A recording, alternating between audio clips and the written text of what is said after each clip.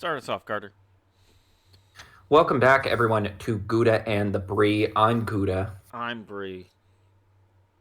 and we are the ultimate cheese podcast, talking all things cheesy, melty, and delicious. Today, we have an incredible episode for you. We are talking to the head creative cheese officer of Kraft Singles. Is it cheese? Does it matter if it brings happiness? We are asking him the tough questions. We always bring the Gorgonzola. But actually, it is Carter and Kevin Explains Football. I'm Carter. I'm still Kevin. And we are here at week 7, slowly slouching toward the middle of the year. We had another utterly chaotic week of football, jam packed. It is one of the busiest sports weeks of the year, with the midpoint of the NFL season approaching, Yep. the sort of penultimate part of the baseball season leading up to the World Series, the start of basketball. But today we are giving you the no spin zone for this NFL week. That's right. And then we're following it up with a quick talk about Hawaka cheese, or it's spelled with a Q, and I don't know how to pronounce it. I thought I knew more cheeses off the top of my head. I will Yeah. be honest when I committed to that. We'll be talking about Hawaka and pepper jack today. Spicy, Yes. melty cheeses. Anyway, it was I honestly, out of some, like, this was a big week, but also not a big week, if that makes sense. In football. It did, right. It felt like a very, like, sort of a week that was there. I think a part of it was because the Bills played. It was the Bills played at 1 and the Eagles played at 8. So it was easy to disassociate for like 90% of the games for us two specifically. Yeah. But it did give us some weird scores. This is definitely a weird week to talk Yeah. about. I think weird is the best way to describe it, because it was like there's weird scores, and I don't think I don't think there was a lot of notable things that happened in games comparatively, because a lot of the news is things that happened outside of the games. Honestly, yes. Like 2 or 3 of the biggest things I wanted to talk about this week are Yeah. kind of related to games, but mostly Yeah, they're related to what happened elsewhere. yeah, our notes section's pretty big this week. Yes. So shall we kick it off? All right. Let's start with big week for the 1-5s. Yes, the 1 and 5s. You know what? It's good. We can just get the Bills bullshit out of the way fast. I'll just like. But yes, so there were a couple 1 and 5 teams going into this week: the Denver Broncos, the Arizona Cardinals, the New York Football Giants, and the New England Patriots. Out of them, 3 of the 4 won. The New England Patriots utterly humiliated the Buffalo Bills to a score of 29-25. I can go in depth about that game if you would like. The Giants beat the Washington Commanders 14-7 in a truly bewildering game. It That's was a one I game. probably did. Yes, I watched that one disproportionately more than others. The Denver Broncos beat the Green Bay Packers 19-17, despite a furious comeback from our chilly winter children. And unfortunately, the Arizona Cardinals lost 20-10 in a spirited game that was 10-14 going into half, and still pretty tight throughout most of the game. Seattle only managed to score 2 field goals after the half, but the Cardinals unfortunately were not able to get anything going on offense. Is there anyone you want to focus on specifically? Out of all the, I don't know if I want to focus on one is the correct terms, because it was just such, like, I feel like it was kind of, some of these games were just bust. Um, I it would was agree with that. it was just weird, like seeing the Bears win, and the Vikings I win completely forgot about the was, Bears in this yeah, discussion. Bears won. The Vikings beat San Fran, which I would have put thousands of dollars on the opposite results. So it's a good thing I don't sports bet. Yes. Yes, for me, the Bears one is interesting because it was 2 backup quarterbacks playing. Tyson Bagnet, who I literally don't think is listed on most fantasy websites. I can't imagine he is. Yeah. versus the Raiders, who initially played Brian Hoyer, but after he stunk up the joint for about 20 minutes, got swapped out for Aiden O'Connell. Fun fact, Brian Hoyer has the longest losing streak of any starting quarterback in the NFL I at saw that. 14. Think about what that means as a backup quarterback. Nathan Peterman briefly appeared in this game and took a single sack and didn't play anything else. Yeah, Tyson was fine. He was vaguely competent against a very bad Raiders defense. He was able to avoid pressure. I think there's going to be a lot of dumb discourse this week of like, maybe the Bears were better off with him. Guys, Nah, guys, the there Bears is are a no lost cause. future. Yes, you are a lost cause. There is no future where Tyson Bagman is your starting quarterback. Maybe there is one where Justin Fields is. It's not very likely right now. It's not looking great, but you at least have to play out the season to see if that is possible. Shout out to Deontay Foreman, who inexplicably saved my fantasy week. He scored 3 touchdowns. He is weird because you see his name all the time. I swear to God, I always see his name on waiver wires every single year.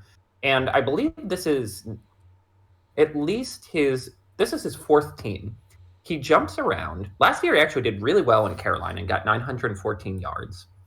He kind of just jumps around and has these really big hot streaks and then kind of chills. Like, he's kind of the master of this time of year where it's like teams are like down 3 players at a position and you just need like you need like a reliever to come in. You just need a guy who's going to get you through 2 or 3 games. Yeah, you need a little. He's definitely like that. Like, I think the best way to describe it is enhancement talent, where he's never had he's never good the entire season. Like, he gets like more off weeks than most, but he does, when he shows up, he does good. Agreed. I also wanted to briefly bring up the Minnesota. Minnesota was 2-4, so they don't really count for this discussion. But yeah, that's still a big upset. The Giants. Oh yeah, we can talk about that one too. The Giants was just sobering because I will say no, they are actually better with Tyrod Taylor right now. That is one where I'm like, Daniel Jones emphatically doesn't feel like the answer. So you might as well play Tyrod, who's at least a floor raiser. Yeah. I had a disproportionate amount of Commanders players on my fantasy team, and 7 drives in the first half for Sam Howell. He took a sack on 5 of them. And one of the other ones, he didn't take a sack. He threw an interception. The Commanders are in such a weird spot. The Commanders, it's like they're good, but they're so good but so bad, and it would be impossible to predict how they're going to do. Oh, yeah. And it really is. On one hand, it's like, look, if you're not going to have an elite quarterback, you need one who isn't risk averse. Like, so many teams like in the mid-tier run into a problem where it's like, our middle of the road quarterback is too risk adverse, so he's not going to throw downfield. Again, that was the Carson Wentz problem in Washington. He just refused to just sling it. And the thing is, could they make the playoffs if they had Jacoby Brissett? Maybe. Like, could they squeeze out enough wins to get ahead of like Tampa or Atlanta, and get a 7th seed? Probably. But like, do you learn anything from that? Yeah, they have. I feel like they would be able to fight for it, like more clearly fight for that last wild card spot. But I don't know. I don't know what the status of some of the other teams. Right. And like for management, as we said, like the main thing is like not getting, and the way you do that is you play the young quarterback, see if he's good, and if he's good, it's like, okay, we're at least going to get another year. And if he's bad, you can tell the new ownership like, hey, we haven't really gotten to pick our quarterback, so why don't we get to pick our quarterback, and then we'll go from there. Yeah, and it's like, I don't know. Yeah, they're in a very weird spot. Because it's like rebranding adjacent. Right. And it's like, unfortunately, that means for Sam Howell, he's fortunately under the projection. He's not projected to get 100 sacks anymore, so that's a relief. He's only 90, which is still 20 more than the record. But that's still legally literally better. Yeah, it's on a statistic level better. 90 getting sacked 90 times is better than getting sacked 100 times. Although at what point do you just Uh, go for it? when your doctor says you could die. Fair. I also realized we did just talk about my don't sleep on game, so we do Yeah. cross that off. Should I just get the freaking Bills stuff out of the way really quick? All right, hit it. I'll give you 3 minutes and go. Okay. Here's the thing. Like, I wish I could get more fired up. I wish I could like rant and rave, but it's the same stuff I've been saying. It is emphatically a team that just isn't listening to their coaches anymore. The coaching staff has been here too long and the message has gotten stale. Every game we start off sloppy, every game we start off slow, and then the offense has to scramble to make things up. The coaches don't know how to adjust, so we panic for the entire first half. It's no coincidence that for the last 3 games, the best our offense has looked is when Josh Allen goes no huddle and thus is literally not listening to the coaches. He's making the plays on his own. Like, He's reading the room. yes. And the thing is, like New England played pretty well. They did some different things on offense finally. Their offense actually looked competent, like they leaned to their strengths and more importantly exploited the weaknesses of the Bills defense. But the fact that we have weaknesses despite how much we've invested in this defense is utterly embarrassing. Like again, people are like, well, they lost Matt Milano, they lost Roquan Smith, they lost Trey White. What do you expect? And it's like, I expect better than this, considering literally how many great offensive players did we pass up to get like the Greg Rousseaus and the Boogie Bashams and the AJ Epinesses and the like dozens of linebackers I can't even remember the name and the Kristen Benfords. Like the fact that you can't have a competent like not bottom 5 defense with how many picks and how much money you spend. Von Miller doesn't even play anymore. He dressed and played 6 snaps. It is unacceptable. And that's like, and it just makes everything harder for on the offense because it's like, oh, now we have no money for the offense. And again, it's like I said last week, the only chance we have this season now, barring some unprecedented trade that they've never done before. They never, like, again, people keep thinking we have a Howie Roseman in the room. We don't have a Howie Roseman. We have like the ideological opposite of Howie Roseman. The Rowie only Hausman. chance is, yes, thank you. The only chance they have is to do what they did the last time a Bills season was teetering on the edge and we were 7-6 and say, Josh, literally every single play is going to come down to you. I get it. He makes more money now, so you don't want him running around. You don't want him taking as many hits. But here's the thing. If he gets hurt and you guys go 6-11, you might lose your jobs. If he's healthy the whole time, but you go 7-10 because, you took away the strengths of this offense and our defense got simply run through, you're absolutely getting fired. Oh yeah, no. I think shit's got to change, man. Shit's got to change. I think out of all the coaching staffs, like in how they're doing this year as of right now, and how things go, I think the Bills are like the candidate for kind of like an upset of the year coaching staff firing. Where I'm not saying that people will be upset about it.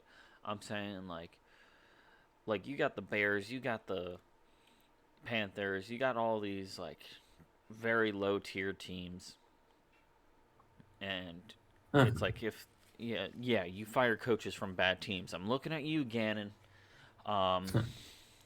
Your team of killers isn't actually killing anyone. Although I feel like they might give him an extra year because they don't have any talent. Yeah, I do think that was has gotten hurt. Yeah, and here's the thing. Like, you're not wrong, but the problem is like our ownership is very hands off in a bad way, where it's like even though like it's very clear that Sean McDermott is not the guy to get us over the hump. Him and Brandon Beane will get to stay because like stability is being favored here, quote unquote continuity. They'll throw Ken Dorsey under the bus, who hasn't done himself any favors, but at the same time, it's like, he probably, it's not fair. It's not that fair to him to get compared to Brian Daboll all the time, and also to constantly be like, hey, we need more resources on this side and not getting them. Yeah, I don't know. Of the teams who are quote unquote Super Bowl favorites, our path is the furthest. And it's weird that I live in like the Philly area because it's so similar to the Sixers. the whole like 13 seconds game is so similar to that game where Kawhi Leonard made a game-winning three that bounced off the rim 3 times. Like, you, if you get the worst thing you can have in sports is an excuse to keep an aging team together too long, an excuse to keep doubling down on things that aren't working, an excuse to keep coaches and personnel around who are past their era here, convincing yourself, well, if that one thing didn't happen, we would have won. If you were going to win a Super Bowl with this group, you would have won a Super Bowl already. And that's all I got to say about that. That's all I have to say about that. That's like literally Yes. the line from Forrest Gump. Don't have to talk about Vietnam anymore. All right. Carter Thank takes God. his victory lap on And they Lamar. have to play tomorrow, and I want. Yes. So I'm going to keep this one brief. Like people are going to be hard on the Lions this week, but I really think this was just the proof of concept of the Baltimore Ravens coming to a head. All of the talk about like Lamar's actually a great passer. He just needs the right team around him. You just need to invest in the passing game. And it's nice to kind of get proven right on that because he's an exciting player. Because it was like part game manager, part like dissecting the defense, taking what they're giving you, slinging it around, but also he's still got that creation mode. There were 3 or 4 times, like this Lions defense has looked good this year, and 3 or 4 times he's just like bouncing around the pocket lightly, finding those spots, finding those plays. He was damn near flawless this game. It was like it truly was like some beautiful game stuff, and it's why like I've always said if I couldn't have Josh, I would want Lamar because he's just one of like 3 quarterbacks who fundamentally do things that no one else can do on a football field and makes it look beautiful while doing it. And again, this isn't like an A+ wide receiver core. This isn't the 49ers. This is just a bunch of competent guys. This is like a good rookie, Odell Beckham, Rashad Bateman, considering like Nelson Aguilar, like this is a classic, like it's incredible how bad the vibes were going into this offseason where it really looked like the Ravens were going to lose Lamar, only to turn it around and just truly just sucker punch the Detroit Lions. Truly, they were never in this game. And a part of it, I like, any given Sunday you can wake up and just get crushed. So I'm willing to give the Lions the benefit of the doubt on this one, but I am giving my roses absolutely to the Ravens, who basically, again, showed us exactly what we wanted to see of like, okay, no more excuses, Lamar. Let's see, you have the offense you wanted. You have a better talent base around you and an offense that leans into your strengths. Like, let's see what you're capable of. And the answer is a lot. Mm-hmm. Yeah, I did have the record that, or was on the record at the beginning of the season that I think Lamar is overrated. I still believe that, however, he is making quite the case for himself. Right. That For me, what I loved seeing was just like, look, he's had a couple knee injuries, nothing catastrophic, but with like age and wear, not as like fast as he was, but he's still electric. He just still has this weird way of like always making space for himself. Mm-hmm. Yeah. Now he's doing good. Like he's having a great season. Can't deny that. And he's making a very solid case for himself across the board. Anyway, Vikings pulling out a secretly big win. Yes. Do you want to introduce this game to the adoring public? Sure. Sunday Night Football should be considered one of the top. Monday night. No, my apologies. Monday night, one of the top games of the week. And if I recall correctly, I didn't. I thought I put it as. Oh yeah, no, I did put it as my don't bother game. And you should have bothered. You shouldn't listen to me. Um, Huge upset. Vikings 22, San Fran 17. Yes. For me, the impressive part of that is the fact that they managed to hold this team to 17 despite not having a good defense. Yeah, not an amazing defense, and they're missing arguably one of the best receivers in the league with Justin Jefferson out. And they held Christian McCaffrey to only 2 touchdowns, where he literally scored Only. Twice, and that's their only touchdowns they got is through him. Right. And I feel like this was a very big saving grace game for the Vikings. Like, Oh yes. for first off, it's the game that lost me this week in fantasy. Um, Sucked, but it was a job security game where it's like they're down pretty darn bad all season long. They Mhm. they only had they were 2-4 at that point.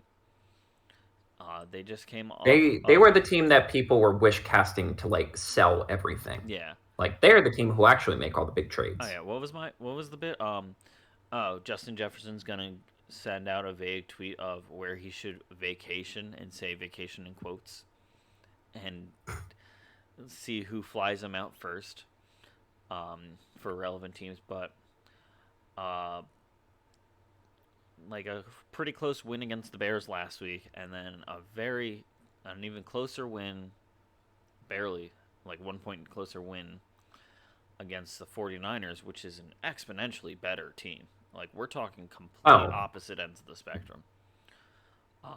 Definitely saving grace, correct. and the Vikings have the ability to go on a little bit of a tear here. They got the Packers, Falcons, and Saints coming up, followed by Broncos and Bears. So if you got they got a solid amount of momentum from like last week, and it's continuing into this previous week. I'm curious to see how things go from them at this point. I know, Minnesota Vikings playoff team is not insane to say now. yeah, no, they're not winning the division. That's most likely going to the Lions, especially with their strength of schedule left. I think Mhm. they have the second easiest schedule allegedly. Um, but it's they've got a pretty big they've got a pretty good head start on running towards that last spot with like maybe against the Commanders for it. Mhm. But the NFC picture, the NFC playoff picture, I think now has the Vikings more firmly in it. Agreed. Yeah, it was a truly impressive game because, like I said, like they have kind of acknowledged they're at least in a sort of rebuild, at least on defense. Their defense is truly whatever's in the cupboards is getting put into this pot. Mm-hmm. Um, and yet, Brian Flores is just the master of fuck it, we ball. He has put on a couple clinics, like even against the Eagles, where they got beat pretty resoundly. He did some cool stuff with blitz packages and stuff. Like, this was truly a masterclass in holding the line and doing everything you needed to do to get enough points. Kirk Cousins inexplicably almost had 400 yards, a man famous for being um, truly terrible in, what's the word, in primetime games. Yeah, You've heard the whole thing he of was like, Mr. oh, One he just O'clock has like last a year. very yes, he has a very strict like schedule that he likes to follow on game days, and when you give him extra time, he just kind of loses it. Truly balled out like he's never done before. Mm-hmm. Um, and on top of that, like I don't know, and I'm not even going to take my laps for the Brock Purdy thing because it's like, yeah, he threw a bad interception to end the game where he tried to force a pass. And I'm like, yeah, like at the end of the day, it's just what I've been saying, where it's like you traded Jimmy Garoppolo for younger Jimmy Garoppolo. Like, I get why you didn't commit to Trey Lance because it turns out you're closer to winning a Super Bowl than you thought, and it turns out he needed more time to develop than you thought. So, like, something had to give. But I'm like, the ceiling of this team will always be held back by the fact that like you don't have a guy who can make impossible passes possible. Yeah, I will say he did just enter the concussion protocol, and based on that timeline, there is no way he is he's ready going to for have a chance to play. Which means, I swear to God, if Sam Darnold plays well Sam next week, Darnold. we are in the discourse. Like the NFL pundit class is going to collapse on itself. They're playing the Bengals. Yeah, if you went All if hell you might went break loose. to the beginning of the year, like right before playoffs for the last season, and you said Bengals versus 49ers, that would be a Super Bowl caliber game right there. And now who's to say? It's gonna be a ride, man. It's It's gonna be a ride. Yes. And your don't sleep on game for this week, because we already did Washington, New York, Yep. Jacksonville, New Yep. Orleans. Jacksonville, New Orleans. Thursday night football. And I will say I did put this in before. Actually, I didn't put this in. I had a different game before this. I Really? changed it earlier today. Originally, it was going to be Brown Seahawk. Or no, that's next week's game. Browns Colts. However, I changed it due to the amount of controversy surrounding that game. Because Yes, that I feel like yeah, I had some thoughts about that one. I feel like there's for a good don't sleep on game, and you're like, oh, that was the best game. Like that was like the most underrated game. Is when you if you are at like a sports bar in the middle of the summer and they're playing like they replay football games from the previous season like they do Mhm. um because they need something on TV and nothing else is happening in all the other sports. You want it to be one of those games that you you're not like, oh, let's go, like another Super Bowl. You want to be like, Yeah, you genuinely didn't know this game happened. you didn't know the game happened. You want to watch it, and part of the not knowing it happened aspect is you don't see it and go, ooh, there was controversy in that game. I remember, and it's like, oh yeah, there was all these like calls. It was like, and it's like, yeah, you don't want it to be remembered for that. But Jacksonville, New Orleans, it Mhm. was genuinely just a good game of football. I don't know how much you watched of it on Thursday night, I caught a pretty big chunk of but it. Jacksonville was clearly up at the half, even going into the fourth quarter. Saints are pulling up a huge turnaround, but they Jacksonville pulled out a big score at the end. Great passing game, Mhm. great running game, um, and it was quality football. You got to rally towards the end from the home team that did end up losing, but you got like a pick six. It's one of those games where it's like you're you're not changing the channel in between like downs and stuff. You're like, oh, no offense to your pick of the week, but Washington versus Giants. It's Yeah. like, yeah, you can skip a bunch of it. Yeah, it was an interesting game. Like for me, I mean, we talk about our sweet summer children, the Houston Texans, but like Yeah, I feel like in a lot of ways Jacksonville is a more interesting parallel to Green Bay. They are both very young teams with very young quarterbacks and relatively young skill positions. And while both of them are vexing, the talent of Jacksonville and like the discipline ends up carrying through, whereas Green Bay consistently keeps losing because their experience isn't there yet. Like Jacksonville got forged in the fire of being down like 30 points in a playoff game and coming back. So like even if they aren't like quote unquote sexy right now, they're not like, they're not getting the huge stat lines you would kind of hope. yeah, They're still winning. They know how to like do just enough to win at this point. And they're a team where I'm like, yeah, I don't want to face them in the playoffs. yeah. It's they've got the like. I'm trying to think of this one.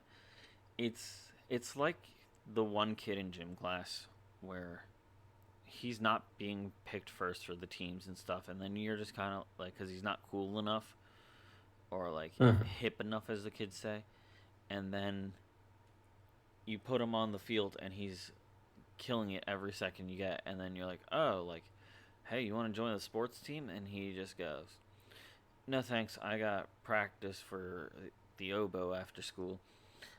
Turns out my analogy's Callum. Wah, wah. So yeah, Um, but yeah, um, Meanwhile, well, I was just going to say, have you seen some of the drama with New Orleans? I've seen bits and pieces of it. I haven't followed too deep with it. I know Well, for there's. starters, Chris Oh Olave yeah, got arrested I know that for Chris speeding, Olave got and he arrested for said, speeding. "I'm a part of the Saints," and I'm like, not the time for that Yeah, wrong specific poll, choice. man. Yeah. Also, like like Michael Thomas was like, I'm pretty sure it was Olave on Twitter complaining about like a route where he's like, yeah, I wasn't in the progression on that route. So Michael Thomas in public is like coaching him and being like, yeah, but you still have to play the route out because X, Y, and Z. Also, like basically they were subtweeting David Carr or Derek. I always get them mixed up. It's Derek Carr, Derek right? Not Carr David. is the quarterback for the Saints. Yes. Basically, like it seems like the locker room really, really, really, really, really, really doesn't like Derek Carr. And I kind of don't blame them because it's like you spend a lot of money to not have meaningful progression in your quarterback play. Yeah, Like last year, you were doing a hodgepodge of Taysom Hill, Jameis Winston, and Andy Dalton. And it which really what is a like, interesting squad. surely you could have gotten this level of play. Really, a sort of like, you could tell a huge story of the NFL through those three. Like the different ways the league has Yeah, existed the last like decade or so of football. And I'm like, I kind of get the frustration because it's like, surely you could have just stayed with that collection and at least gotten the same production. yeah. No, it was a very interesting choice of quarterback. I feel like he was above the slightly subpar, Mm-hmm. and it's he's not like he was hyped to be one of the better ones, and he had like for a really niche situation, he had a great showing at the Pro Bowl for like the throwing games of like precision, and he hasn't delivered. Yeah, I kind of feel bad because I always thought he was a guy. Like, one, because he gutted it out on those Raiders teams where everything was toxic. Henry Ruggs was Yeah, being incarcerated in slaughter. John Gruden was getting fired for egregious comment. Like, he was a trooper and got them through that season. And I'm just like, I he feels like a guy whose time has just come in this league. He's what I mean, risk aversion. He plays like he really, really doesn't want to get hit yeah. He he should be or make having. an egregious mistake. Yeah, he seems like he's having like he should be having like the retirement swan song play, like playing the games of his life and then ending on a high note, but he's not. Um, Speaking of ending on a not ending on a high note, let's go to the lows of the week. We talked about this one already. Well, Huge loss for Detroit. The on one hand, I don't want to like this whole season has been like, oh, the team that gets gassed up the week before gets crushed the following week. Yeah, And like some days you do just kind of get run on real fast and you just never able to recover. But it is like woof, they got beat up. There's that clip of Amon-Ra getting literally flipped yeah, over. It is a problem because like the persona of this team is like tough as nails, like, we eat kneecaps, and you just kind of got outbodied by a team that's at least nominally finesse. Um, but yeah, I don't know. This is going to be a big test for them because like this is the first time they've had expectations as a franchise in a while. yeah, So how do you react to a jarring kind of catastrophic loss? yeah. They, I will say, like, it's definitely a huge loss for them, but they have the ability to rebound very easily. Next week, it's the Raiders, and then I think they have their bye, so they can really get their head on straight. And then post bye, it's like the Chargers, who've been, in my opinion, a big bust this season, and then they start to play some divisional games. And Right. The schedule is very generous to them. yes, very, very generous in their favor. Um, oh yes, sorry. One of the Thanksgiving games this year is Commanders versus Cowboys, and it's Oh my. the la- I the last time they did that, it was the Commanders were the Redskins, and I just went, oh, it's a Thanksgiving miracle. I don't oh remember who god. won, but I remember it. All right, let's get into the Raiders are the second team to lose to the Bears in 365 days. Yeah, again, it's you know, they tricked me into having a little hope for the franchise when they beat the Patriots. And I will say that's when I knew the Bills were going to lose to the Patriots when they didn't beat the Raiders. Because I'm like, God damn it, Bill's going to get his 300th game either either against an old offensive like assistant coach, or he's going to get it against the Buffalo Bills, a team he's owned for decades. Of course, it Yeah. was the latter. But yeah, it's just truly alarming that you lost to a backup quarterback who, again, isn't listed in a lot of directories. It's alarming that you couldn't get up for this game. It's it's alarming that your best player is Devontae Adams, who explicitly came here to play with his high school quarterback, only to have you guys kick his high school quarterback to the curb. So Yeah. now he's just kind of here and he's clearly unhappy. But you also can't trade him because it's like you can't afford to give up that much talent. You spent too much. That's a huge Like, amount of and talent. that's like, yeah, and it's like we talked about that with the NFL. It's like the difference between the NFL and basketball is you can talk yourself into, because like assets are so nebulous in basketball, and like the draft is so high variance, you can talk yourself into just constantly shifting off of talented players in the hopes that like you can either get another superstar to come by or like draft one, like increase your lottery odds. That like in the NFL you just can't do that. Like there's too many positions. There's just like too much grind throughout like the 17 weeks. It's just not tenable. So like boofa doofa, it just underlines how embarrassing a loss this is. And truly, it also underlines that Brian Flores is the only successful assistant coach under Bill Belichick. Like, he was pretty good with the Dolphins, all things considered, considering the team was like actively trying to sabotage him, and he didn't like Tua Tagovailoa. Hmm. Um, he's having like the game of his life beating the 49ers, and uh, McDaniels can't even figure out a way to score on a Bears defense that has otherwise been a sieve for 90% of the year. Yeah. Yeah. Um, this your point. Herbert ends with back-to-back weeks with an interception. Yep.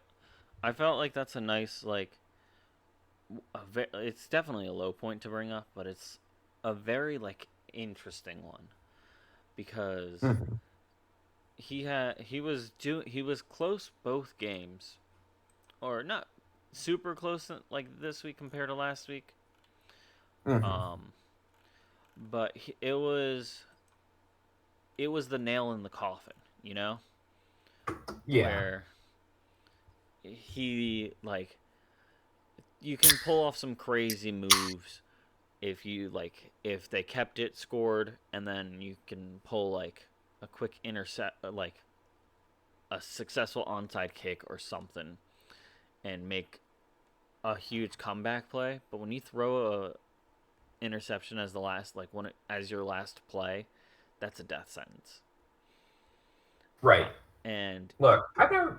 two Oh, weeks in go a ahead. row, 2 weeks in a row in games of that proximity to each other, it makes me worry about handling the pressure. And Herbert's one of those top tier, or claim to be top tier, um, quarterbacks, Mm-hmm. and this is definitely proving against it. Yeah. Here's the thing. Um, here's the thing. Like, I will give. I will give Brandon Staley some credit that the defense tightened up in the second half. The Chiefs Yes. only ended up scoring a touchdown. The problem is you didn't score another point on offense. Yeah. And here's the thing, like this era of Justin Herbert football, like I mean, there's a reason why I've always put Lamar, like my rankings have always been um uh Mahomes, Allen, Lamar, and even I probably put Hurts over him at this point. Like Last season hurts the absolutely. This season hurts I mean, we can talk about that. can Yeah, can make sense. I'll say that. yes. But here's the thing, like these have been two of the worst games of his honestly career. Like, Hmm. and maybe a part of the problem is like he came into the league at like an he came into the league as like a top 10, 12 quarterback almost immediately. Like he immediately just Yeah. jumped the line. Like there was no development No, pains. it's not Like like it was Bryce Young or C.J. Stroud where you're getting yeah, you might be good kid, but you're not going to be considered yeah. top 50% yet. Yeah. Like we hadn't seen that outside of like Andrew Luck and Robert Griffin. Obviously Robert Griffin, the caveat that he ended up hurting himself that year. Like, and I guess you could argue Patrick Mahomes, but he had the privilege of like sitting behind Alex Smith for a whole year, so Yeah. it's not a rookie year. Like, now for Brandon Staley, it's like now you need to start sweating because it's like, yes, your defense is never as good as it's supposed to be, and you spend a lot of money on it and a lot of big. But at least like you weren't tainting the offense. Like the vibes on the offense were still fine mostly. Like if Herbert's not doing Herbert things, now you're spiraling. That is a team that is like losing momentum fast. Yeah. Yeah, and it's not like CJ, not CJ Stroud.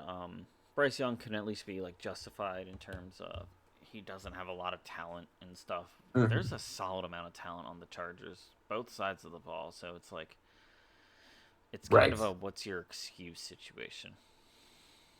Inexplicably, okay. So I am, and I know this is ghoulish, but I'm looking at like, I think Brandon Staley's getting fired during this year. I don't think they right the ship enough to make the playoffs, and I do think it's a matter of time before they move off him and Yeah. basically let Kellen Moore audition for the job. Like, you're the offensive guy. Can you fix this? Yeah. They play the Bears next week, prime time. Oh dear Now, lord. Yeah. logically, let's not be crazy. They're gonna win that game, right? We can't. On a We theoretical can't. level, they should. But I'll then the say week that. after that, 11-6 Monday Night Football, the New York Football Jets. Like If they lose that game, and these, I think they could, yeah, these two back-to-back weeks are job-saving weeks for a good majority of the people involved in both coaching and play. right, Like um, if this you, could get very fun very fast. yeah, if you like, Bears have been doing terrible this season. They eked out a couple of wins, but it's never been a great performance. And same with the Jets. Jets also got a couple of good wins. Um, kind of in the same boat of they eked out some wins in very weird fashions against huge threat teams, both the Eagles and Bills they beat. Mm. But I think in terms of the Chargers, theoretically this can be considered a couple of gimme weeks. I would be bold enough to say that the Bears and Jets are some of the bottom 10 teams on the list. Right. And I'm not saying they should be easy wins, but I don't think you should, like, for both of them, I don't think you should lose both weeks. This shouldn't be us discussing if he's going to get fired after these games, Yes. at the bare minimum. I see what you did there. Um, And my final point we already covered, but I just wanted to use the phrase New Orleans is getting spicy, but not tasty. yeah. Why? I like to have fun. Yeah. It was just a Um, take. All right. Now the drama. let's get into some All right. things about this week. I think we'll start on the lighter side and we'll get our way more in depth. Mm-hmm. The Cardinals are the best worst team. I think that's an appropriate way to put it. They are 1-5 or 1-6 now. But The only 1-6 left, I believe. I mean, not including the Panthers. Right. But Oh God, I forgot they were on bye this week. Good yeah, they had lord. a bye, so they stayed. Um, which for all the bad teams to have a great week, Panthers picked a hell of a bye. If that summarizes anything else. Um, current scores against they've scored 127 points. They've had 182 scored against them. They are they outscored almost every single team of the NFC South except for the Saints. They're close to competing with like the Packers for the amount of scores. They've outscored the Giants significantly. Um, Like significantly. yeah, better than Jets and Patriots. Better than Raiders and Chargers. So they've scored a lot of points. They just have a lot of points scored against them. And it's just Yes. at what like that's so it's like there's in theory there is moves there that they have made and they can score the ball. It's clear, but stopping blown things like interceptions and just defensive stops in general, because they need like a second half defense, because first half defense they typically are holding their own, and I get not concerned, but like every week I see when they're playing, and I'm just like, all right, cool. Like Cardinals are holding their own against holding their like the Bengals. They're holding their own against the 49ers and beating the Cowboys.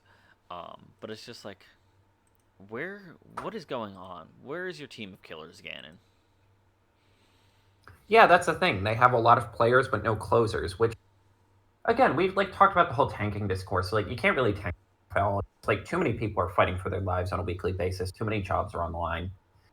But you can shed talent. Like a GM and an owner can shed talent, and that creates the difference between like a good Cardinals team and a bad Cardinals team. And like the difference between consistent winner and consistent loser is you don't really have closers. You have a lot of guys who can fight and like get in the muck and like put on a good show, but like you don't have anyone on offense who can be like, give me the ball for the entire fourth quarter. I'm gonna like carry us out here. And you don't have anyone on the defensive line who's like, I'm just gonna get that one sack that changes the momentum of this thing. Yeah, I'm gonna get Um, these stops. Exactly. And you can't say it's not accurate to a Rich Gannon defense to be like, hey, we did a pretty good job that half. Oh, no. And then it's a tie game. Yeah, no, that's I've seen his defensive coordinating, and let me tell you, it's pretty clear. And that's kind of his mo. Um, and I guess that's a question of like, well, that's why you bring back, or that's why you let Kyler Murray come back. Because at the end of the day, again, like, we talk tanking, we talk this, we talk that.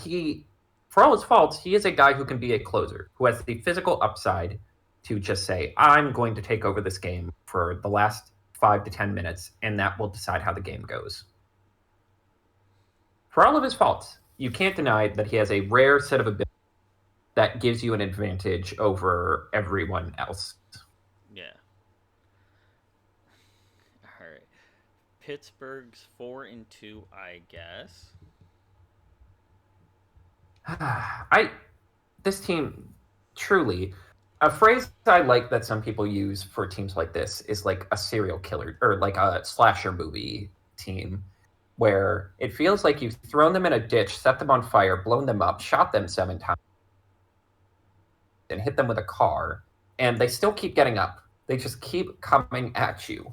Like this team looked dead and buried literally 2 weeks ago. Even when they had an even record, it's like, well, that's not real. Like, again, these guys got humiliated on their home turf. Yeah. They've only beaten the bad teams, and yet they're 4-2 and played a pretty strong game against the LA Rams. Like Kenny Pickett, I still don't think is a great NFL quarterback, but he has some kind of inexplicable supernatural ability to do well in the quarter. Yeah. Uh, as we talked about closers, for their weaknesses on their defense, they still have 3 or 4 guys who are certifiable closers who can, like TJ Watt got an interception today. If that's not a closer, I don't know what is. Yeah. And yeah, they somehow just slipped by a team who, on paper, maybe not better, but more interesting and like higher upside, certainly. You know, it's kind of like, I think we talked about it last week a little bit, where it's like you you blink and then it's just like, oh, the Jaguars are on like a pretty big win streak. They're like doing good, and I feel like the Steelers are doing that on a slightly more low key level because they are typically so middle of the pack that them competing now is just kind of wild. Mm-hmm. Yeah, I mean, again, I guess that's the institutional stability thing. Yeah. Like, I guess it's the other side of me being like, continuity is bad, continuity isn't worth anything. Where it's like, well, the Pittsburgh Steelers will always just somehow make the playoffs. Right now, they're the 5th seed because they have the tiebreaker over Cleveland. Yeah. And I'm just like, and honestly, as I look at it, I'm like, okay, well, the Bengals are surging. The Colts are kind of throwing in the towel. I don't believe Denver or New England or Tennessee or the Raiders Yeah. are going to do anything. Like the Jets, who knows, and the Texans are fighting for it. I'm like, I don't feel like they're fending off that much competition for the 7th or 6th seed, which is the wild thing. Yeah, I think so. And it's also like, first off, two teams in the NFC that have the same exact record: Seattle Seahawks and the Cowboys. Just think about that, and like, sure, strength and Mm. schedules a factor and stuff like that. Blah blah blah, but a win is a win, and Yeah, it's kind of especially when you're not like one of the top heavy yeah. teams. And I think the AFC has like a very like both conferences have very interesting playoff pictures as of right now. Like you know who the juggernauts of each division are in the NFC. But outside of that, you're not quite sure who's getting the wild card. And then Mm. in the AFC, it's like you know who's gonna be like as of right now, you know who's the top juggernauts of the conference are. But then it's like the AFC North is there's a 1 game separation between the Ravens, Steelers, and Browns. And next one to get it like the Ravens slip up and the Steelers or Browns don't. That's a like that's gonna be a complete change in position because the of how things work. And then the AFC South, I would still say it's kind of a crapshoot for them, minus the Titans. Um, Mm. Not really getting a lot of faith in them this year, but it's just like such. Yeah. Oh, yeah.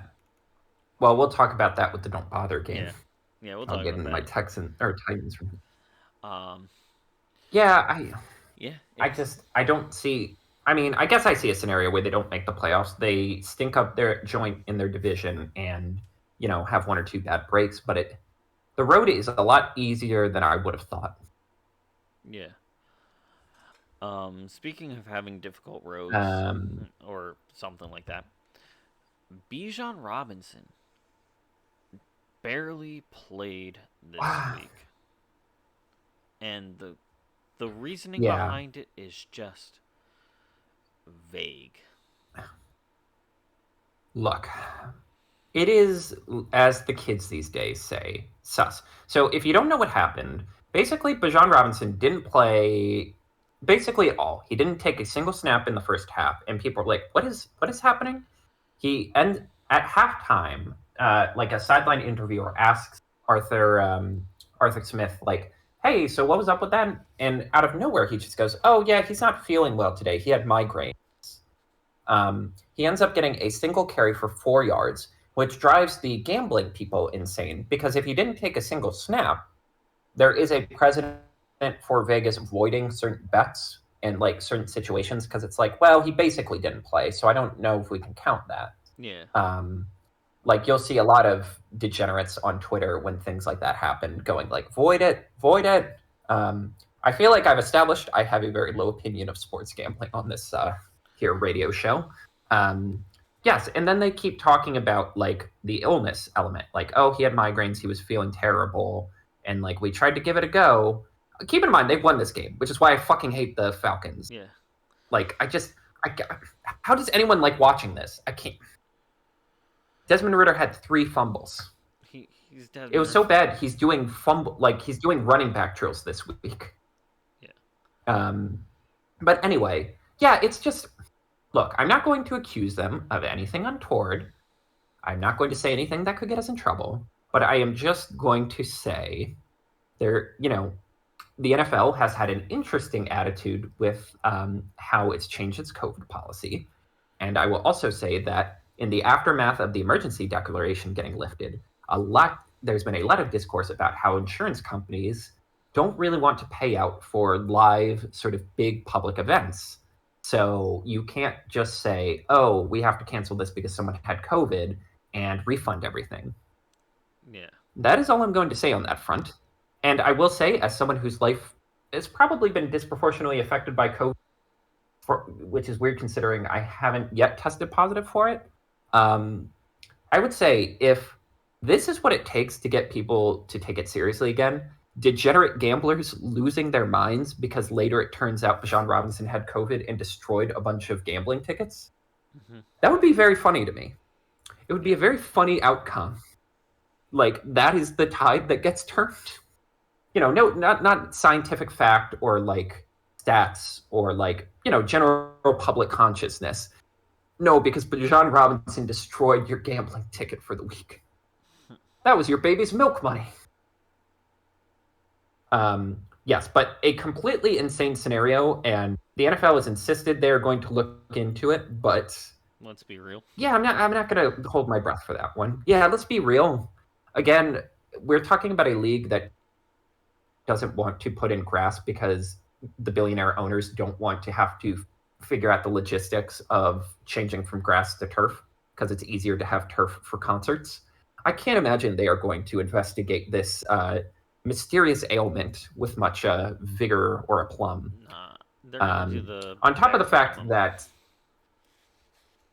yes, on top of the fact that this has already kind of happened once already, like Sauce Gardner before the Eagles game was listed quote illness for the entire week and then abruptly changed to concussion out of seemingly nowhere. Yeah, Um, again, this isn't Castpod conspiracy. I'm just saying it's Castpod. Huh, that's weird. I think that I think the new trend is listing as a vague of an illness as possible until you have something viable. Um, Yeah, I, I don't know. Again, like this tickles so many of my like triggers between like, you know, like illness and like COVID concern, how bad gambling is in the NFL right now, and my general hatred of the and everything they represent. mhm. All right. Um, and in other sort of sulky news, Kareem Jackson is now suspended Yes. 4 games for a series of unnecessary roughness calls. Yep. I made the note before we found Um, out about the suspension, and his most recent game, he's of the Denver Broncos. They played the Green Bay Packers this last week, and he had a pretty nasty hit against the Packers tight end Luke Musgrave, and mhm. definitely, in my opinion, a a good example of the roughing. Like that was clearly unnecessary roughness, and shortly after, Musgrave was pulled for the rest of the game. Um, Mhm. Before this game, he was fined for this year so far in $89,670. That is an insane amount of money. Like, just in general. That's buying a brand new car or putting a down payment on a house money. And he's had to pay that That is literally because that of, is literally more than Brock Purdy makes in a year right now. I think, I think it's or close. very close. Yeah. It depends on how much he's able to save with his roommate in San Fran. Um, but that is an I obs. should like that guy. I should. You should. You theoretically should. You just don't. But what an insane amount It's the to principle. owe in It is the just same it's type just of so penalty. weird. Which thank God they like suspended him because we're not even like halfway through the season. We're 7 weeks into an 18-week series, and um, Yeah, had the Broncos had their bye week yeah. yet? It's They haven't. I Okay, think their bye week is coming up, they but haven't had it yet. yeah, it's just so weird. Like there are just certain defensive players who just, for whatever reason, just relish this. Like, do you remember Vontae's Perfect? He was like a linebacker for a bunch of different teams, and the play that kind of ended his career is another dirty hit against. He gets ejected and he's like waving to the crowd, and immediately everyone's like, "Oh, he's done for that one." Mm-hmm. Um, and it's like, I get it. It's hard to play defense in the NFL right now. The rules are very stacked against you. Like 90% of the new rules or changes that are made benefit the offense. But to a certain extent, there's a good reason for that because this is a violent, scary sport, and it behooves the league to do as much as they can to prevent that. Hmm. Leaning into that, just fully committing to the sort of like jacked up sort of culture of the NFL, it's just I don't know, man. Like this is a career, like it's a career. You sign up. There's a certain level of professionalism Yeah. that's expected, and trying to be that like leatherhead like clown isn't the right way to go about it. Yeah, and it's also like you're playing with the best in front of a large crowd and like lots of eyes on it. You're This isn't like a small town in Kentucky high school game where you just happen to be really violent on the field, but in the end it's not going to get out of the county and affect you. Like other teams are seeing this, and I feel like also with the way the culture of the NFL is now, especially with like more, I guess, younger staffed teams is a good way to describe it, like in the back office and in the coaching staff. They aren't Mm-hmm. they aren't looking for the baddest dude on the field. They're looking for good players that they could have flaws, they could have problems, but in the end they're going to get the job done. And if you seem too problematic, they don't have problems getting rid of you. For example, look at CJ Gardner Johnson. Um he played for the Eagles Mm-hmm. last season. Did a great job there, won't deny that. And it was only a 1 year contract. So when it came time to renewal, he was like the Eagles offered him, I believe it was like 10 million a year for 3 years or something to that nature. I don't know remember the exact numbers anymore. And and it was like a pretty like solid deal for a safety. And he just kind of was like, "Nah, Mm-hmm. man, I can make more than that elsewhere."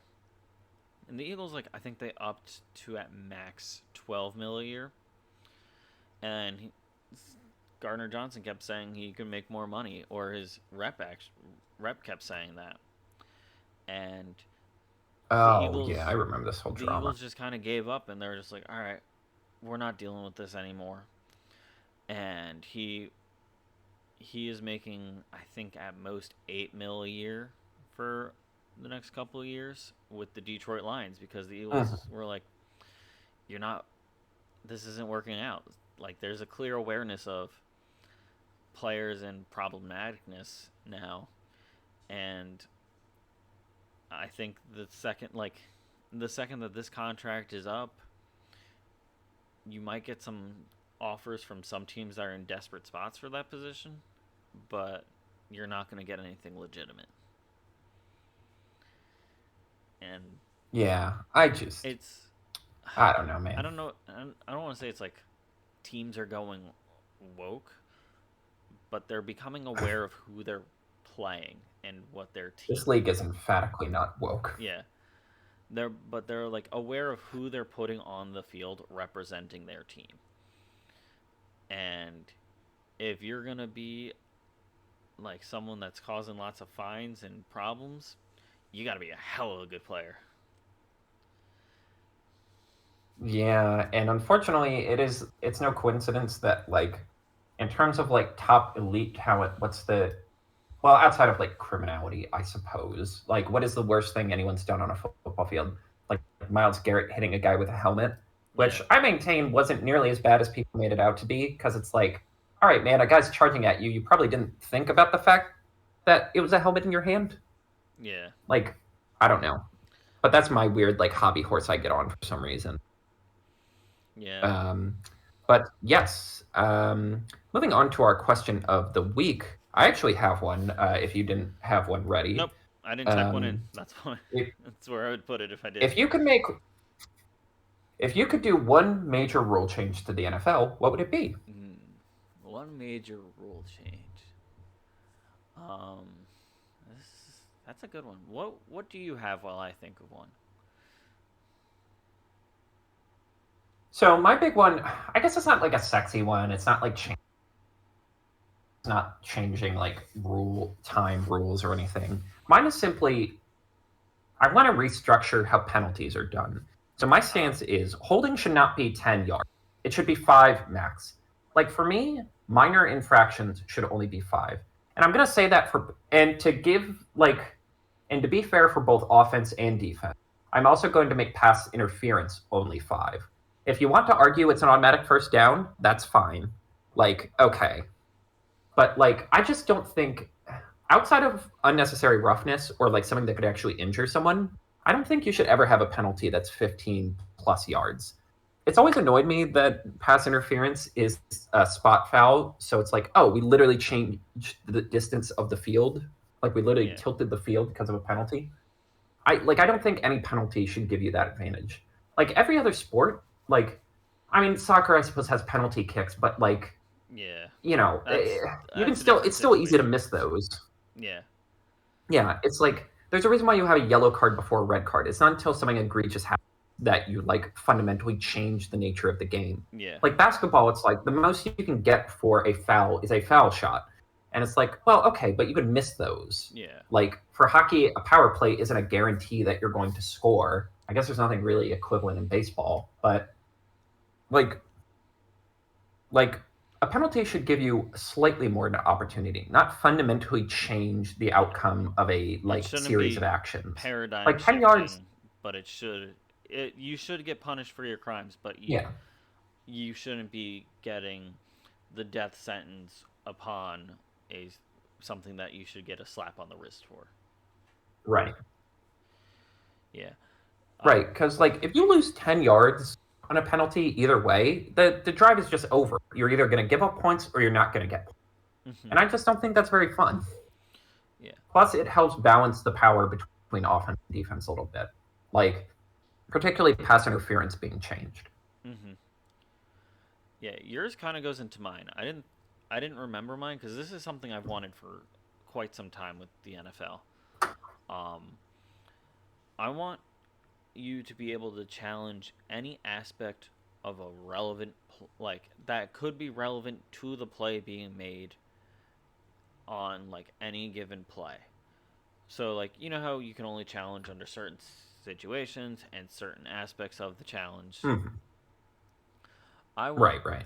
I want you to be able to be like for an example, James Bradbury on the Eagles this last week very clearly face masked a dude on the Dolphins. Like the refs didn't call it, and upon like further review and replaying it, definitely a face mask. And it's like they couldn't challenge it because it wasn't quite as relevant to the play as it should have been. And I feel like that's one of those things that could like should be challenged. Now, if there's like on the opposite end of the field people punching each other in the face or like a minor face masking or something, it's like whatever. They weren't throwing it that direction. It doesn't Mm-hmm. affect it. But like you should be able to challenge like things that you catch or if you see like it like challenge an offsides call or a neutral zone infraction call and things like that. Like you can be more specific with your challenges and not have to Right. follow some of the stupid rules of it. And sure, I'm okay with keeping like the if you challenge wrong and they review it wrong, then it's like you still lose a timeout. But it's also like if you think about it, they heavily review every single play after the 2 minute warning. Like any major play, they're gonna check, like they're gonna skim over that with a fine tooth comb. So it's like you should be able to at least for the other like X amount of minutes that I can't do the math for right now. You should be able to be like, you know what, that ball was supposed to be a little bit further. We'll challenge that. This dude clearly face masked this guy. Challenge that. Yeah, it's. I'm for anything that cuts arbitrariness out of the sport. Like, obviously, it's a lot of big athletic. So there's always going to be a level, like, there's always going to be a level of like something you can't litigate, Hmm. but like having a little more verisimilitude and like flexibility on that would be greatly appreciated. I like where like I like your point on that Yeah. because it's like how many times during an instant replay or like a challenge you discover something else that could be litigated. Yeah. Like, Um, yeah. No, it just seems. well, I was just gonna say real quick. I just saw the play where Purdy allegedly got a concussion. Of course, it's the tush push, and I'm not going to say that Kyle Shanahan secretly is plotting to destroy the brotherly shove, but I'm not going to put it past him. I wouldn't be surprised if he like. There's two people that I could see being the villains leading the charge for it, and it's him and Jerry Jones, or yeah, to ban it. But it's just it's it's one of those plays where it's like they are just good at it. You don't Yeah, see they good scrubs. you don't see people calling to tie like Christian McCaffrey's legs together or Hill's legs together because Yeah, they're skill just issue. hella fast. It's just a teamwork based skill and they're good at it. They practice it and they're a freaking wall. And they have a wall of a defense to practice against too. That also definitely helps their case. But it's like I'm watching Tyreek Hill sprint like almost 30 miles per hour up and down the field. And it's like you don't see me going like I want a ref out there with a speed gun and he gets a flag for every time he runs over 25. Right. And like all the motion stuff they do, it's like, well, they clearly have, the Dolphins have an advantage because fast guy Yeah. basically running full sprint before the play starts. That's an unfair advantage. Get a quarterback who can deadlift as much as ours. Yeah. Sorry. Yeah, no. Um, yes. Shall we move on to next week? Yeah. Let's start wrapping things up. Next week. Inexplicably, no buys. Nope. It's a I think this is a very just interesting one. Like once they start the bye weeks, there is week 8 and I think it is week 12. Yeah, week 8 and 12 have no buys. And then buys And it's don't. only weird because like there were too many buys last week. Yeah. I truly don't get what they're going for with this. Yeah. And it's just it's so wild. And then week 13, kind of like the inverse. There is a lot of bye weeks then, like after the no weeks of buys, because I feel like they're trying to. They go, oh crap, we have to wrap things up real quick. Um, Make sure everyone gets their buys. But yeah, I think like week 8 is such an interesting week for no buys. Right, smack dab in the middle of the season. Yeah, I guess that would be the argument for doing it, I suppose. true, but it's kind of weird. Um, let's talk about our don't bother games for the week. If you'd like to go first. Yes. Uh, for starters, it is the Atlanta Falcons. I almost called them the Hawks. Sorry, basketball mode. Versus the Tennessee Titans. I fucking hate watching both of these teams. Again, it's just like a, a pool of talent utterly wasted in Atlanta. Their head coach is a billionaire who's seemingly doing this as a bit at this point. Like, he just had an interview where he got like prickly about the fact, like the weirdness surrounding, the Bijan Robinson thing. Like, he goes out of his way to bring up fantasy football. It's just annoying. It's like the least artful way to play football, Mm-hmm. despite having a 6'4" tight end who runs like a 4.4, the next Reggie Bush, and a whole bunch of other skill players who are also very good. And Tennessee have quietly been a mess this year. So Ryan Tannehill's out. He wasn't playing very well when he was healthy, but he's out with an ankle. So what they're going to do is play both Will Levis and Malik Willis. Yeah. So in some kind of platoon role. There's a reason why, like, there's always the bit of, well, why don't you have two good quarterbacks and just like play both of them? Because the amount of work it takes to be a starting quarterback in the NFL makes that simply unviable. But by hook or by crook, they're going to try it. And there's a reason why the one team that actually is a seller at the trade deadline right now is Tennessee, apparently, who gave away another player to the Eagles. Yeah. Uh, Yeah, truly an inexplicably stoppable object against or like a truly stoppable force against a object that is very easy to move. yeah. For for a team that like they've made the mistake before, and I feel like they should stop making the mistake very quickly of the Titans should not talk to the Eagles about any player like changes or anything like that because it's clearly just them about to get robbed at some capacity. And example this is another example of it. They don't know what they're I don't know who's in charge, but I don't think they know what they're doing. Yeah, I mean that's the thing. I don't think anyone's particularly well in charge because right after they traded AJ Brown, well, one I've talked about it. Mike Vrabel, the head coach, looked like he had to put his dog down. He was so devastated. Yeah. Then he gets the GM fired halfway through the year, and you're like, oh, he really didn't want to do that. Specifically after they played the Eagles is when he got fired. Hilarious. Oh, Oh yeah, that's what I guess we didn't really talk about the Dolphins Eagles, which I guess is fine if you didn't yeah. want to talk about it. But It I was just wanted to bring up. it was a good game, and Tyreek Hill like the Eagles defense did good, and watching Tyreek Hill run is just like it's in like his runs and scores. It's like I can't be mad. Like the Eagles lost to the Jets, I can be mad, but like Tyreek Hill sprint like running and having being triple covered and still making the catch. It's like I can't be mad. He's just that good. Truly, yeah, I don't know.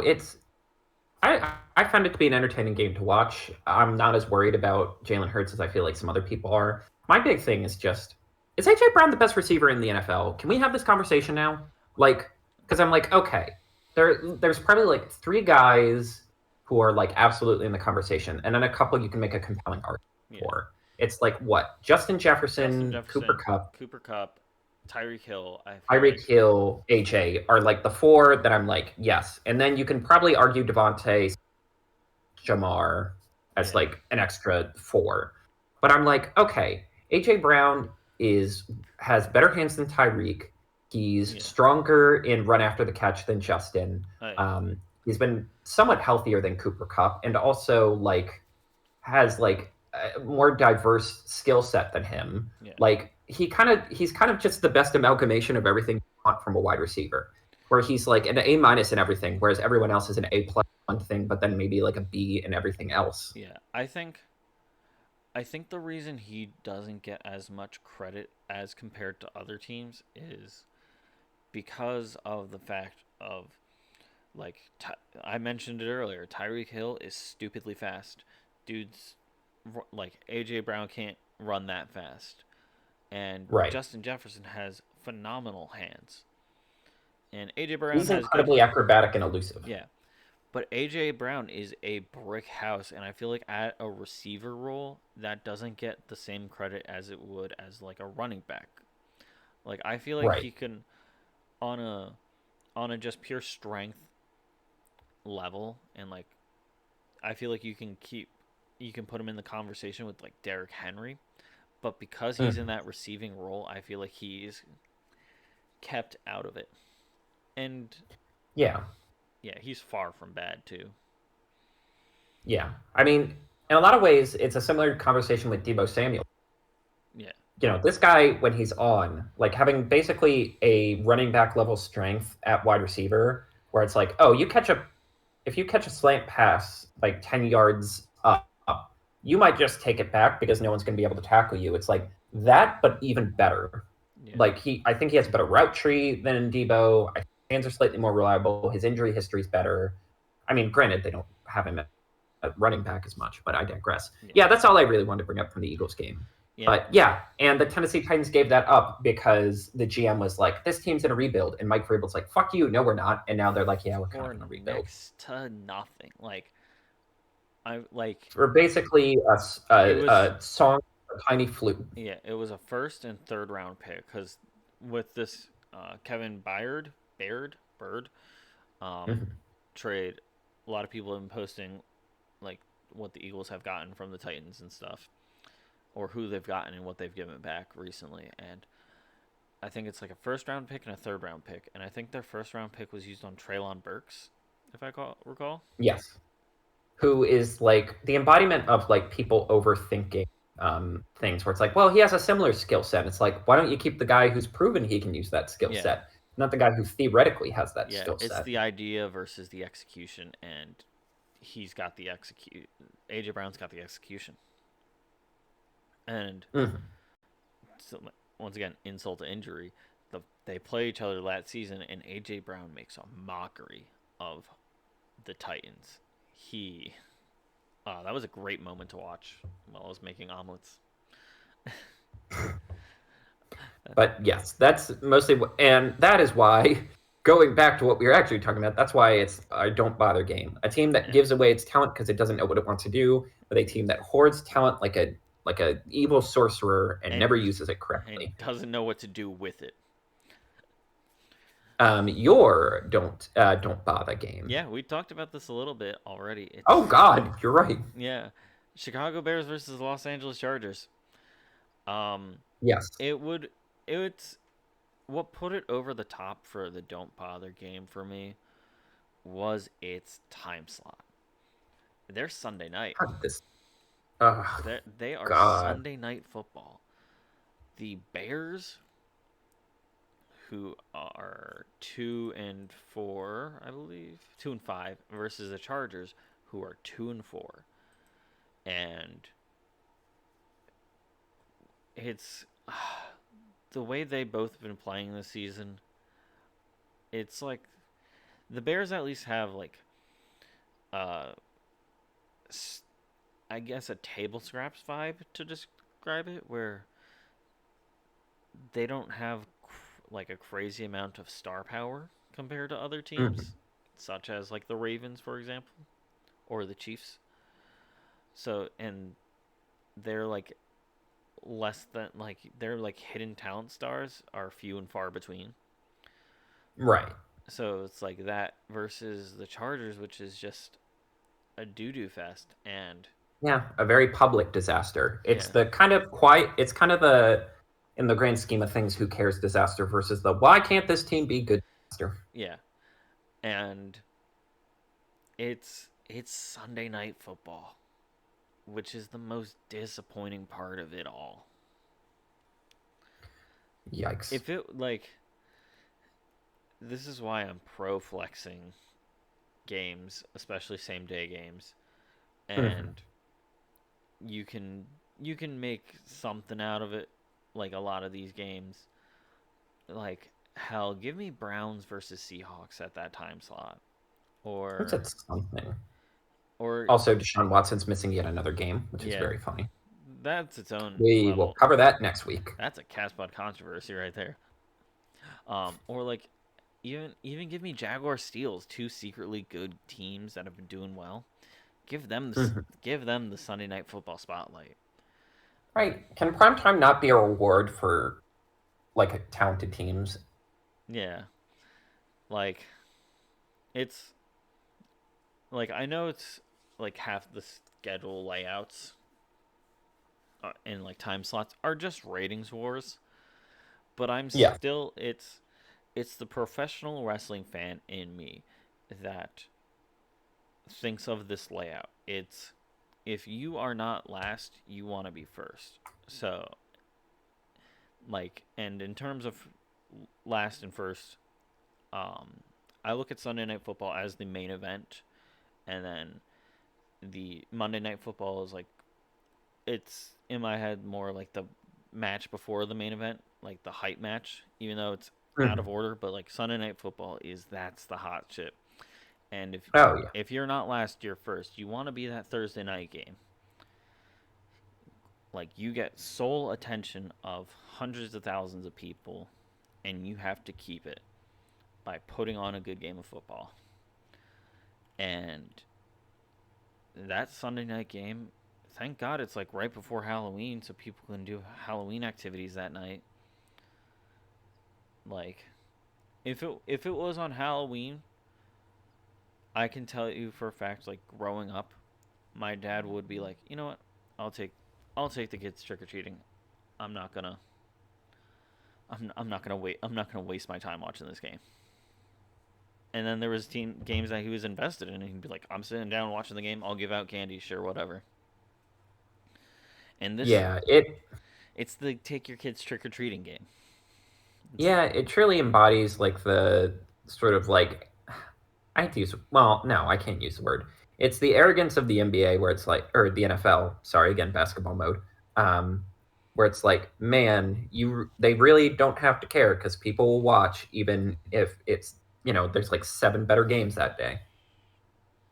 yeah, Um, our don't sleep on games. Mine is Houston versus Carolina. solid A pick. matchup of the number one and number two picks. Our darling lemon dewdrops. Our Well, prodigal hold sons. on. Our one sided. Bryce Young is not one of our Yes. 11 dewdrops. No, no. I'm specifically talking about the Texans here. Yeah. It is Texans. It is Bryce versus CJ. We've already had some concerning sort of palace drama stuff about the Carolina Panthers. A lot of hints and nudges that the owner might have tipped the scales on who was picked. Uh, a lot of back and forth. Mm-hmm. And I will say again, I'm trying to temper my words about Bryce carefully because this is not his fault. Like, yes, he hasn't been great, but like he is in a very bad situation for his specific skill set. Yeah. Um, He. and this will not define his career, No. but if they lose, I will say the circular fire squad that seems to be the Carolina offices right now will intensify. I think, like, these are two historically terrible teams. I feel like we can agree to that, especially within recent years. Like, Mhm. post Cam Newton Panthers and the Houston Texans as its own thing. Um, are not known for being good on like both sides of the ball. And the Texans have a solid showing. They're at 500 for this year so far, but they can't. And they're coming. They're both teams are coming off a bye, and um, the Texans are away, I believe. Yes. Yeah, they're the away team, and they're only 1-2 at away, so they clearly losing more away than they are winning, even though it's a one game difference. But Mhm. I feel like this is going to be quite a pacer test for both rookie QBs. It's going to be a Oh great. yeah. It's going to be decent opportunity. Like, I would say they have almost an equal amount of weapons on each side of like for their receiving and running backs. I would Mhm. say pretty comparable to being about even. So I feel like this is a great showcase to show like how these number one and number two picks, and actually number three with Anderson, um, on Texans defense. It's going to be a great showing opportunity for them, and Agreed. it's going to be a showcase game, kind of like I how agree. when you want to see Anthony Richardson versus C.J. Stroud because it's a showcase game of rookie quarterbacks. Not going to Yes, it happen will anymore, be. but The discourse will be delicious. mm-hmm. But yeah, unfortunately, we were costed our other actual sweet summer child. Yep. Um, I have him would written you? in on our little sweet summer child tracker. Um, Jesus Christ. Would you like to share your pick? sure. I went with the Battle of New Jersey, Jets versus Giants. Woo! Um, both both teams have had interesting, I'll say interesting years so far.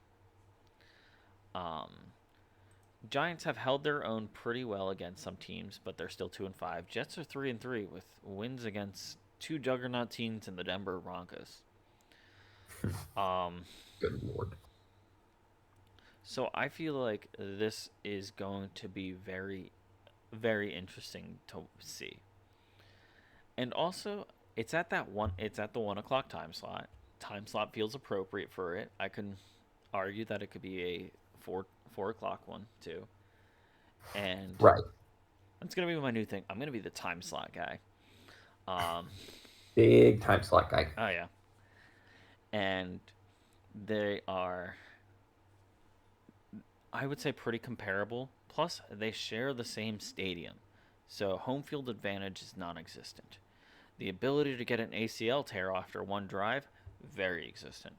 Um, Yoinky swanky kids. yeah, but I feel like it's got solid grudge match vibes.